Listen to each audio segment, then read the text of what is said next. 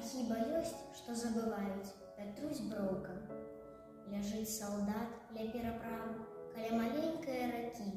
Ляжыць салдат вялікай славы, крывёй здабытай на вякі.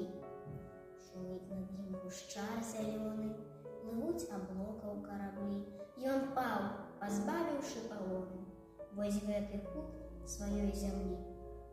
І лес ва ўзоры журавіны, і луг з расянай травой, і тыя светлыя хаціны, што сталі дружна над вадой, і сад шумлівы на прадвесні, і піянерскія кастры. Ляжыць салдат і чуе песні, што не сціхаюць да зары.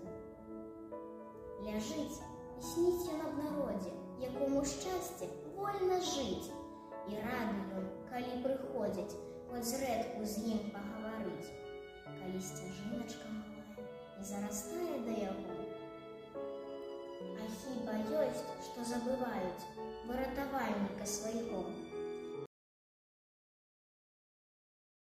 Владимир Корбан. Малпін жарт. Пасля начной адказнай работы Трызор і Мурза спалі каля плота. Тым часам Малпа не драмала. Убачыўшы сабак, цішком падкралася да іх і матуском хвасты звязала. Сама ж схавалася за вугал і глядзіць, каменьчыкамі кіць да кіць, стараецца іх пабудзіць. Што тут было, калі прачнуліся абое? Трызора Мурза рве, а Мурзу рве Трызор. У момант гыркання ўзнялі такое, ажно гудзе ўвесь двор. А Малпа ледзьве не кладзецца, і скача, і крыўляецца, смяецца.